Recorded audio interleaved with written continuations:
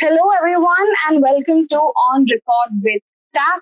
Today, we have been joined by Dr. Christine Fair, a Georgetown University professor and one of the most widely read US specialists on South Asian security.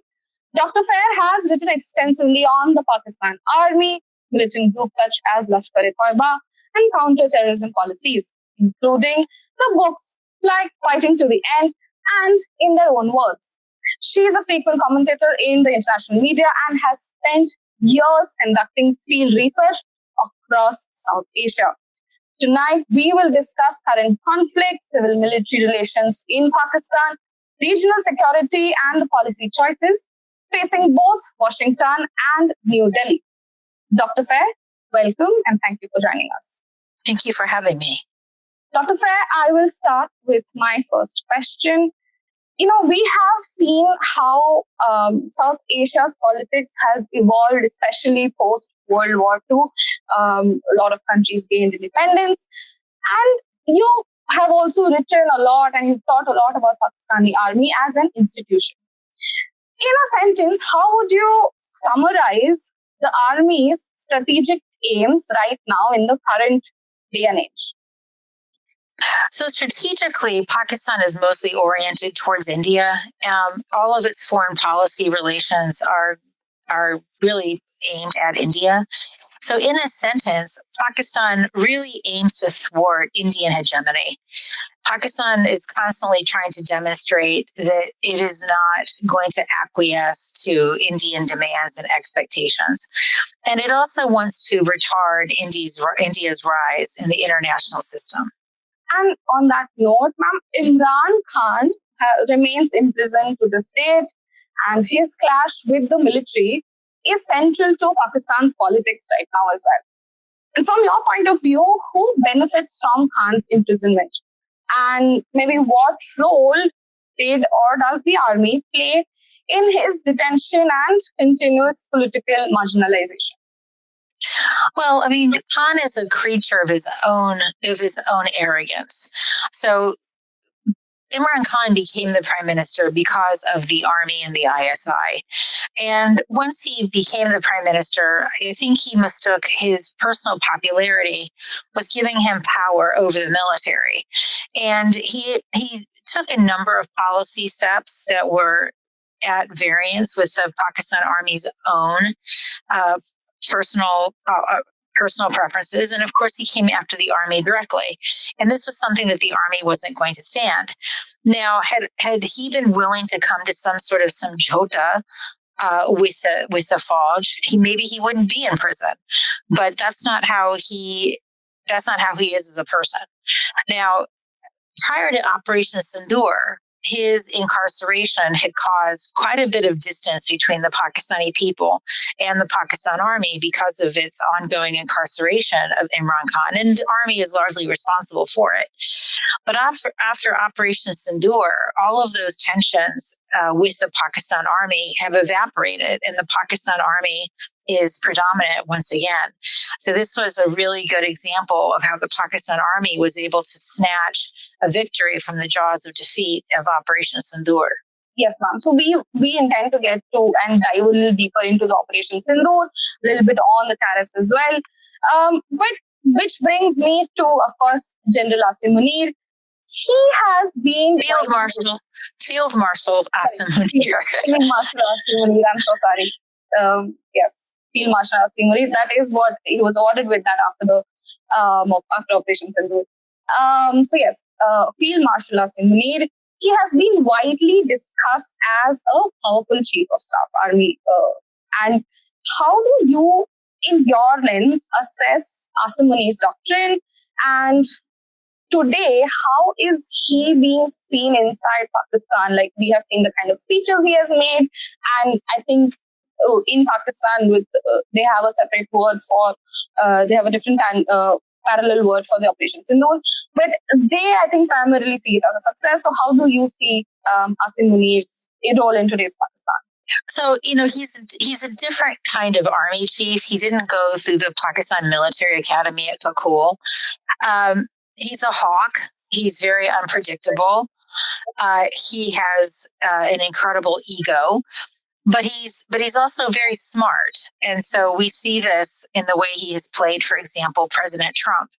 He saw an opportunity in Operation Sindoor, and he took advantage of it, particularly when President Trump was taking credit for cessation of hostilities. Munir very quickly accoladed Trump for his role and even recommended him for the Nobel Peace Prize. Modi and Modi's foreign policy core quickly repudiated Trump's role in this, and in some ways sort of set the stage for this current impasse that we're seeing in Indo-US relations. Okay.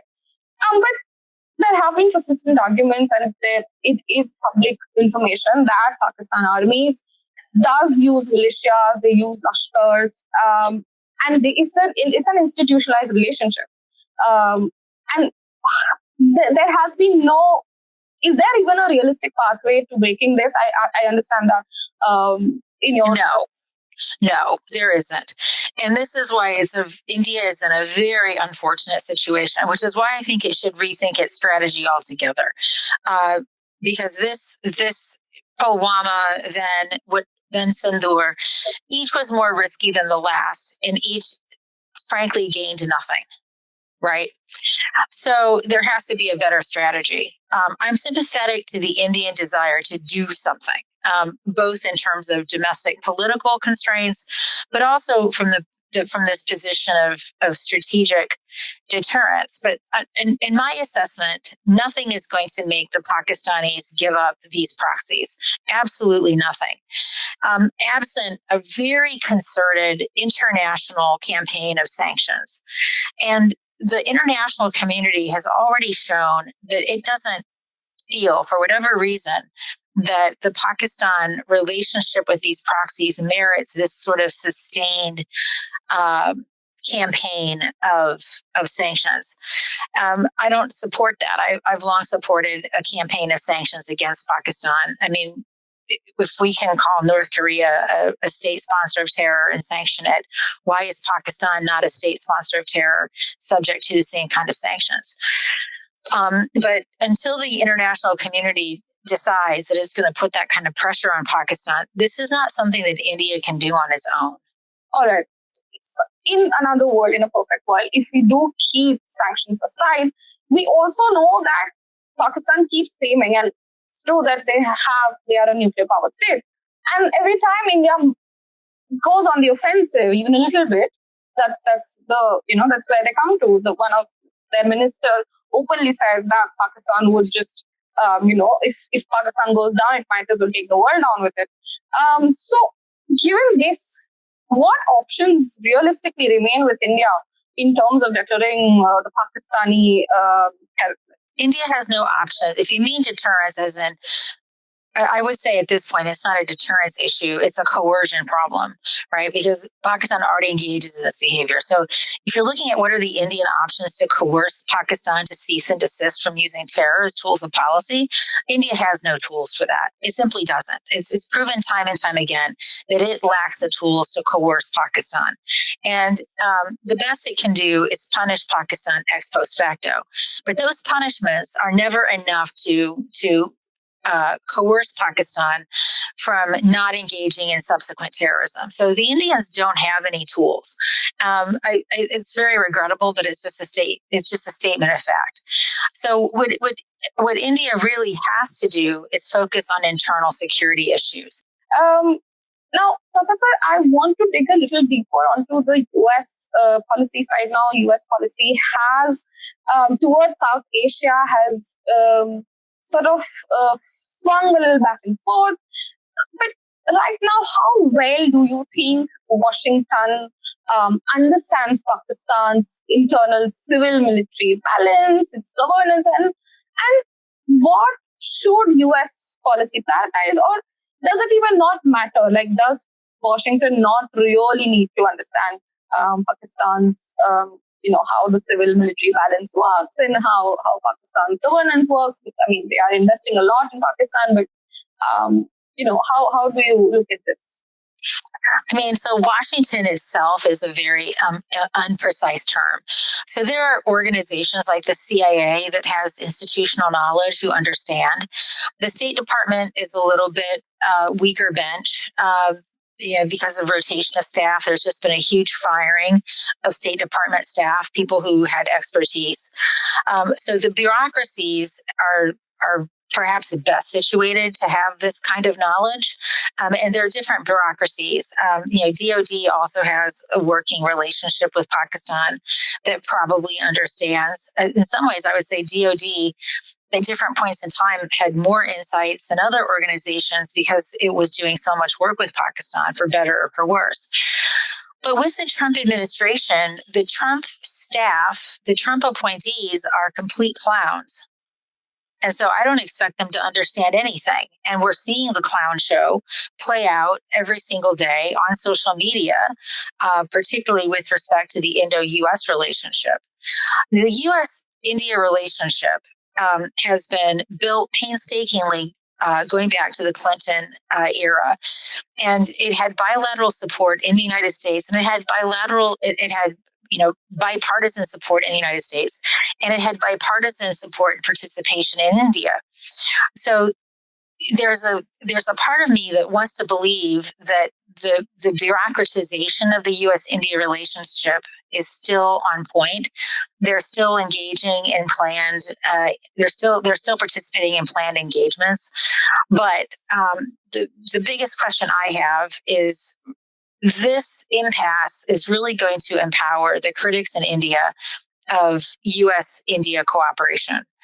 And it's going to put a serious question mark over the reliability of the United States. Like, why would any Indian leader trust the fact that we've had this 30-year-old relationship and one person can come in and completely disrupt it? So I have a lot of concerns about how much lasting damage the last several months have perpetrated on the Indo-US relationship. Very recently, we just saw a small exchange between President Trump and Narendra Modi, and that may have sent out a few signals of that how India has been navigating the tariff war. Might be having an effect on US's stance towards India. But when we speak of how US is using tariffs and tax pressures and shifting Indo-US policies, you have criticized the effects of it. But what did Trump's tariff posture mean for a strategic alignment, and what we really want to understand is how is the US and how are the people there looking at how Indo-US relationship is changing? Oh, your average American doesn't care. All right. You're looking at a handful of people in Washington, D.C. who cares. Like, I was at a salon last night where 5 of us cared. But this is not a conversation. Indian Americans might care, but this is not a conversation that is happening in your typical household where I am from in Indiana. Right? So and in fact, what I find most fascinating is amongst the Trump supporters, the support for this tariff policy remains high, right? About 30% of the people in this country support this economic policy of Trump. That to me is mystifying. That Trump is still securing this level of support. His farmers who overwhelmingly voted for Trump are losing their markets, and now they're asking for government handouts. So the American people are still really coming to grasp what the impacts are of these tariffs. Certainly at the point of pay, we're seeing higher prices, but we've been seeing high prices for a really long time. Businesses are shutting down because they can't get the parts that they need for their business. Automotive industries are talking about huge increases in costs because of the tariffs upon spare parts. But this is where the discussion is happening on tariffs in the United States. There is no widespread discussion about the Indo-US relationship. This is something that the vast majority of Americans don't even know exists.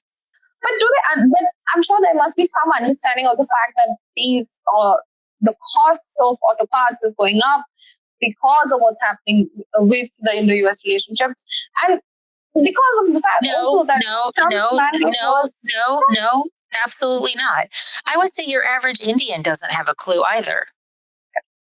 Right? This is the concern of elites who concern themselves with these questions.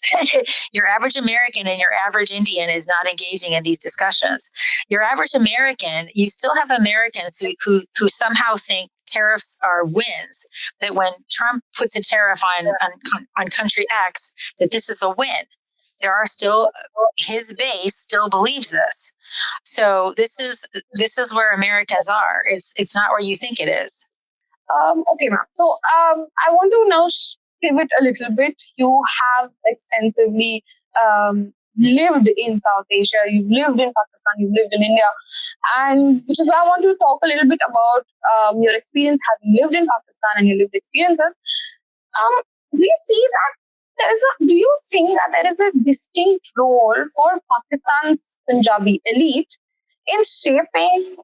I'm sorry, we're shipping back to Pakistan from tariffs, but just because you've lived there, do you see a distinct role for Pakistan Punjabi elite in shaping the army's domestic and foreign policies and posturing? And what has your experience been like living there? How is the provincial politics factor into Islamabad's security policies? So, I mean, the problem is that the Punjab army is still is somewhat disproportionately. I called it a Punjab army. The Pakistan army is still somewhat disproportionately a Punjabi army, right? But actually, that is often overstated. I actually had data on the officer corps, and it turns out that the percentage of Pakistani graduates from the PMA that were Punjabi was roughly on par with the population distribution of Punjabis, which, as we know, is the plurality of Pakistanis. The group that was actually overrepresented was actually Pashtuns, but it is still obviously a Punjabi army because it represents it represents the percentage of Punjabis in Pakistan's population. So yes, it is a Punjabi army, and so by virtue of this fact, it obviously gets to set an inordinate number of policies in the country that affect foreign affairs, but also domestic policy. You know, the question that you ask about provincial politics, in my experience, the provincial politics are actually quite minimal, right? Pakistan is a very strong central state, and you don't see the intense role of provincial politics in Pakistan.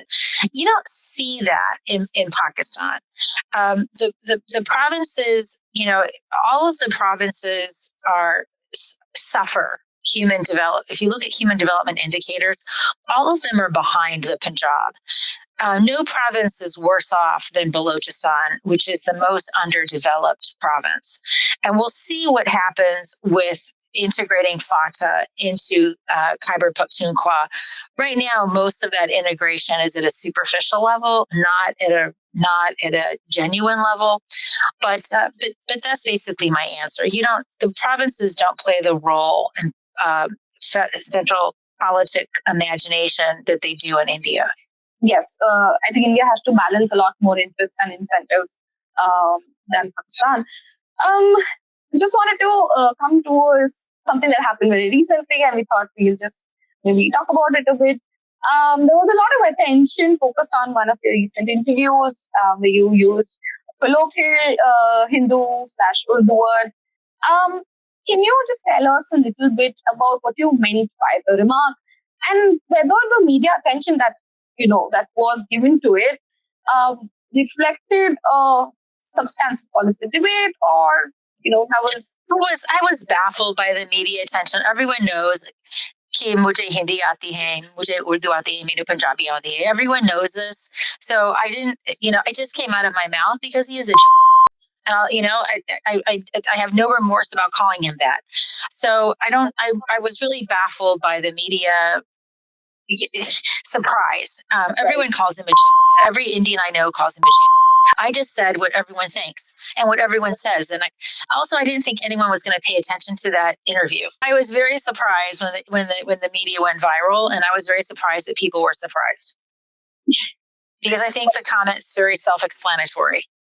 Yes, it was. Okay, so we'll just come back a little bit more on to. Thank you for addressing that. I think even our viewers wanted to know this. So now coming back to again Pakistan, US, India. I have just one question on Bangladesh and then a concluding question, if that's okay.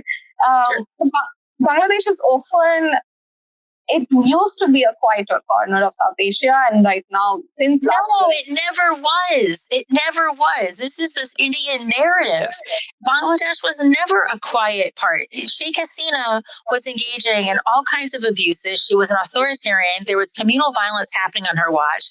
This ex post facto revisionism. She was constantly going after terrorists, people who weren't even terrorists. She was going after her political opponents, calling them terrorists. It was never a quiet part of South Asia. This is revisionism in the Indian media because they love Sheikh Hasina so much. It is. I've been following Bangladesh since 2005. No, absolutely not. Fair. I was just going to say that quite a corner of South Asian security conversations, but we are not going to keep quiet about it anymore. I just wanted to ask you, what are the key strategic trends that right now you are seeing coming out of Dhaka, especially given the political, some would call it a turmoil that it is going through right now, militarization, it ties with India, Rohingya and domestic politics. Most of these predate the crisis of the last year, right? Most of these predate the monsoon, the monsoon revolution. So the military had been, particularly under Sheikh Hasina, had been engaging in military corruption, kind of the kinds of things that we see happening in Pakistan, where the military is engaged in different kinds of business enterprises. Communal violence has been ongoing, both during Sheikh Hasina's time, before Sheikh Hasina's time, and after Sheikh Hasina's time. What I would say where we are right now with Bangladesh is that the first constitution that the Awami League gave the country, it really wasn't Awami League. It was driven by Awami League and its principles. It didn't have broad-based support, right? So in some sense, what we're seeing is that process now in obverse, right? There's a lot of interest in having a new constitution, this time with the exclusion of the Awami League, with the re-empowerment of the BNP and the Jamaat Islami. And so this is obviously concerns are going to be raised about what is the future of Bangladeshi secularism. But even under Sheikh Hasina, even though the Supreme Court had ruled that the military, the privileging of Islam that occurred during military dictatorships was illegal, Sheikh Hasina kept Islam as the preeminent religion in Bangladesh, right? So even when the court had cleared the way for a return to secularism, she opted against it. So I find in India, there's a lot of revisionism about her and her secularist commitments. They're just unwarranted. So I think a lot of the questions that are being asked of this current effort to revise or rewrite or even replace Bangladesh's constitution, these are questions that have really been ongoing for decades. There's nothing new about these questions, and I don't think we're going to see in practice anything that diverges from the reality that we saw during Sheikh Hasina's period. But obviously, this is happening without the Awami League at all. The Awami League has been completely shut out of this process. And it's never a conducive. When you shut out a political party that represents half of the population's aspirations, this is never conducive to a political consensus. The intention for my question was, okay, we'll call what happened a year ago a revolution, but how do we see how do we see Bangladesh's political structure turn out right now? Is it heading towards democracy? How do we see elections happening? That was sort of the intention of my question. So we'll see. Elections are probably going to happen in the winter. I'm going to be going to Bangladesh hopefully in October, and I'll get more clarity on the elections issue. But how can it be democratic when when the Awami League is basically barred from participating in the election? Right. So that's not going to be a democratic exercise. I mean, basically, the BNP having been shut out for so many years under Sheikh Hasina, they're really using this as an opportunity to exact revenge. But the real victim of this is Bangladeshi democracy. All right, ma'am. Professor, now coming to my final question to you, because I know there's a paucity of time. Yep. If you had to pick, say, 3 policy moves, I'm not sure how you'd like this question. If you had to pick 3 policy moves that India and the US could coordinate on tomorrow, especially given the tariff dynamics right now, and we are also seeing that Russia and India were always allies, but India may be normalizing its relationship with China. We don't know how much of it is show and how much of it is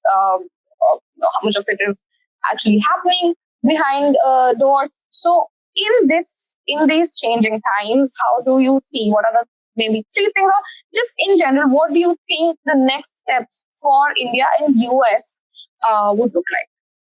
I don't really have an answer to that question. I mean, I'm very skeptical of Indo-Chinese rapprochement because of the border dispute, right? There's huge border disputes, and there's no movement on those border disputes. Modi has been pretty much in denial about the extent to which China occupies territory claimed by India. So I'm very skeptical that this is going to... India and China, of course, are going to have economic ties, right? India, like the United States, is completely dependent upon China for a whole variety of reasons. But on this impasse between the United States and India, I'm not really sure what policy steps can be taken to undo the damage. I don't think it's enough for the tweets of bonhomie that we've seen between Trump and Modi. I don't think that's actually going to do it. I think India is going to have to. Now, let's remember this whole issue of India being a petrolaunderer was basically done at the U.S. behest to stabilize the pump prices in my country, right? So India could very easily stop being a petrol launderer because the Indians are not benefiting from this. India is not buying cheap oil from Russia to benefit Indians. India is buying cheap oil from Russia to benefit me. So there is scope for India to scale back. And of course, prior to the Ukraine war, India was buying a very small percentage of Russian oil. So it's not as if this has been a longstanding part of India's foreign policy. However, what has to happen, probably at the level of Jai Shankar and Rubio, a discussion of we're going to bring these oil imports down over time. It's a commitment, but probably the U.S. is going to have to give something to India in return. And what that is, I don't know. So I can't really answer that question. These kinds of questions are not really... politicians to answer. These are for politicians to answer, and I'm not a politician, so it's not in my strong suit. But I think the more we see India being cornered by the US, it would it would Correct.